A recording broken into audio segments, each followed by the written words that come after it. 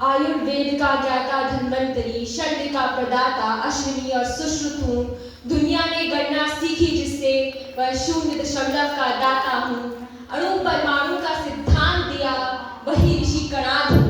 माँ के गर्भ में विद्या पाई, उस बाल अभिमन्यु का पालक हूँ। मैं भारत हूँ, भाग्य विधाता हूँ। आदरणीय निर्णायक मंडल एवं मेरे प्रबुद्ध श्रोताओं को मेरा प्रणाम।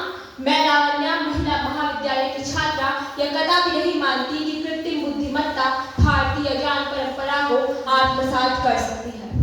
आखिर क्या है भारतीय ज्ञान परंपरा?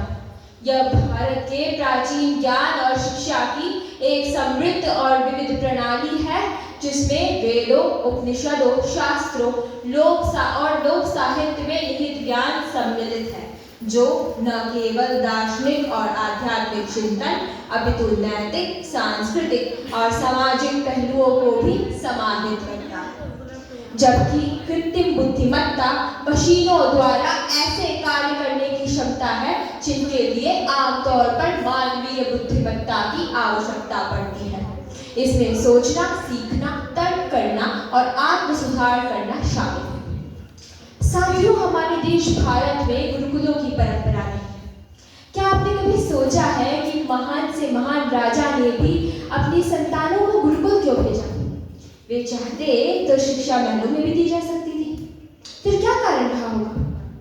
हमारी प्राचीन ज्ञान परंपरा मात्र सूचना का भंडार नहीं, अपितु भौतिक ज्ञान से आत्मज्ञान की ओर ले जाने वाला साधन है, जिसके लिए उचित परिवेश भी अत्यावश्यक है।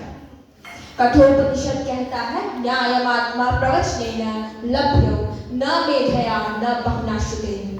अर्थात आत्मज्ञान न तो भाषण से, न बुद्धि से और न ही अधिक सुनने से प्राप्त होता है।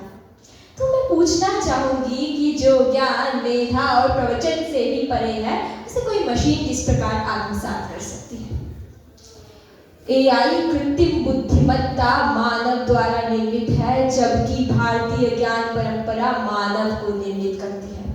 हाँ, ये सत्य है, मैं मानती हूँ कि कृत्रिम बुद्धिमत्ता भारतीय ग्रंथों को पढ़ सकती है, गीता के श्लोकों का अनुवाद भी कर सकती है, परंतु अर्जुन के विषाद की थाह नहीं लगा सकती। रामायण सुना तो सकती है, परंतु श्री राम के आदर्शों को, उनकी मर्यादा को, उनके त्याग को नहीं समझ सकती, और इसीलिए जीवन में आज भी एक उत्कृष्ट गुरु की ही आवश्यकता होती है।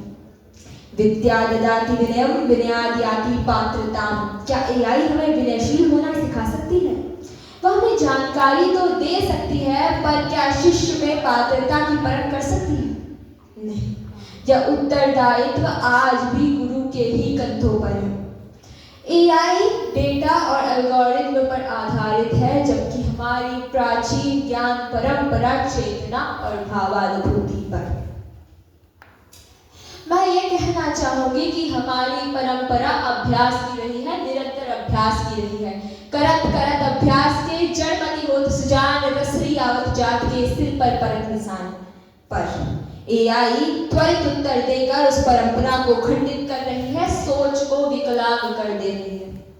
हमारे भारत में तप, साधना और मौन द्वारा भी आत्मज्ञान प्राप्त किया जाता है, जो ज्ञान पुस्तकों तक सीमित नहीं, अपितु मनुष्य को वास्तव में मनुष्य बनाने में सहायता करता है, जबकि एआई मात्र डेटा निर्देशित जानकारी देता है। जब हम कहते हैं सर्वे भवन्तु सुखिनः, तब हम केवल कहते नहीं, अपितु विश्व के समस्त जीवों के लिए सुख, करुणा और शुभता की प्रार्थना करते हैं। केवल बोलते या लिखते नहीं, इसके मर्म को आत्मसात करते हैं।